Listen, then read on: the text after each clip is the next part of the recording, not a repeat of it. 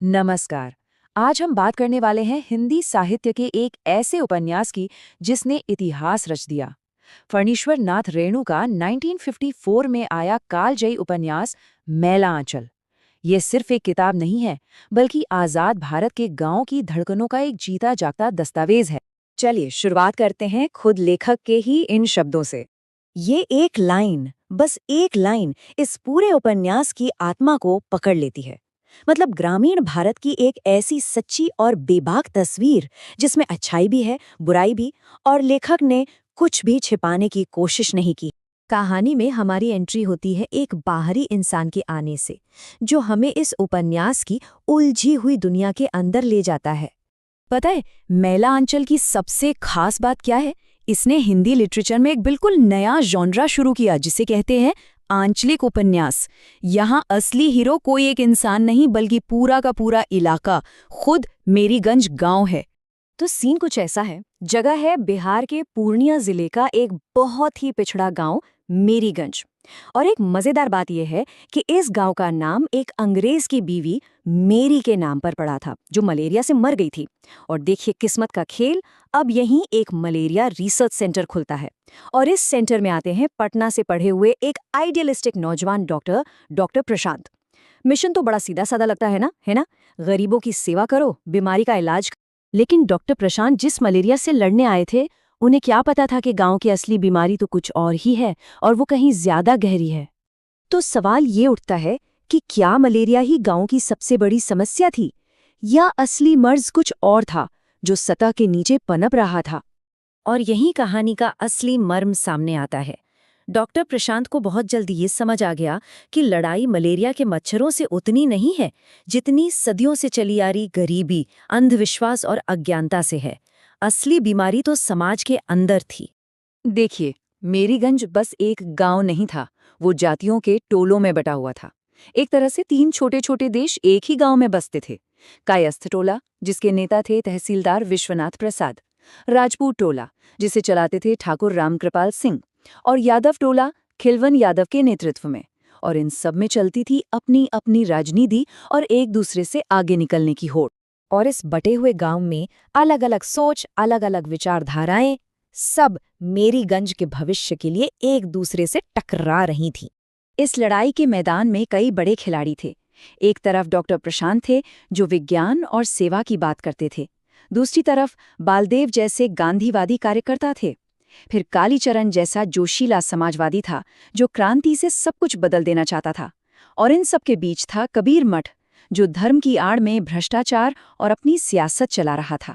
ये टकराव था मॉडर्न सोच और सदियों पुरानी परंपरा का। एक तरफ डॉक्टर प्रशांत की साइंस पर आधारित दवाइयां थीं, तो दूसरी तरफ गांव का अंधविश्वास। ये असल में ज्ञान और अज्ञान के बीच की लड़ाई थी। सेवा का आदर्श जाति और पावर की पॉलिटिक्स से टकरा रहा था। और सिर्फ सामाजिक ही नहीं, राजनीतिक स्तर पर भी मेरीगंज में 2 रास्ते साफ दिख रहे थे। एक था बालदेव का गांधीवादी रास्ता, जो अहिंसा की बातों करता था लेकिन गांव की राजनीति में फंसकर रह जाता था। हाँ, बावनदास जैसे कुछ सच्चे गांधीवादी भी थे, जो कद में छोटे थे पर सिद्धांतों के बहुत पक्के थे। और दूसरी तरफ था कालीचरण का समाजवाद, जो कहता था कि क्रांति के बिना कुछ नहीं बदलेगा। ये पूरे भारत का संघर्ष था, जो मेरीगंज के छोटे से स्टेज पर हमें दिख रहा था। अब देखिए, इस उपन्यास को समझने के लिए इसकी हिस्टोरिकल कॉन्टेक्स्ट को समझना बहुत बहुत ज़रूरी है, क्योंकि यह किताब आज़ादी के ठीक बाद के भारत पर एक बहुत तीखी टिप्पणी है। जरा इस टाइमलाइन पर नजर डालिए। 1942 के भारत छोड़ो आंदोलन की गूंज मेरीगंज तक भी पहुंची। 1947 में देश आज़ाद भी हो गया। लेकिन सवाल यह है कि क्या ये आज़ादी, ये स्वराज, मेरीगंज के लोगों की जिंदगी में कोई असली बदलाव ला पाया? और यहीं रेणु जी एक बहुत कड़वी सच्चाई हमारे सामने रखते हैं। वो दिखाते हैं कि राजनीतिक आज़ादी मिल जाने से आम आदमी का शोषण खत्म नहीं हो जाता। शोषक बदल गए, अंग्रेजों की जगह देसी नेता आ गए, लेकिन सिस्टम वही रहा।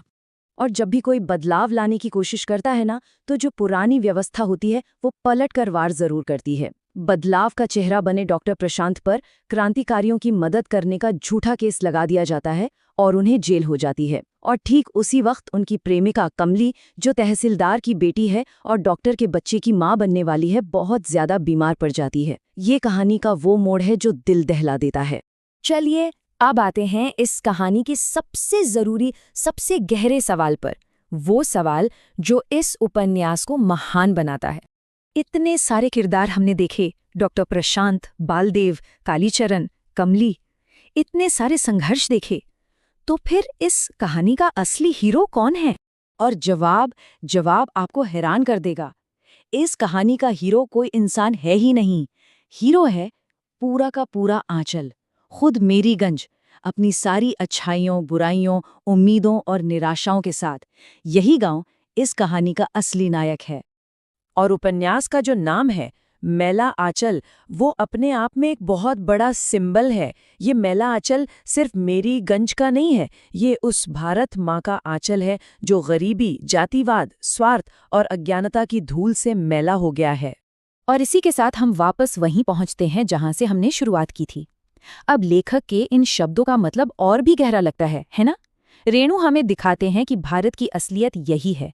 फूल भी हैं और कांटे भी, गुलाब भी है और कीचड़ भी, और आप इस सच्चाई से दामन बचाकर निकल नहीं सकते।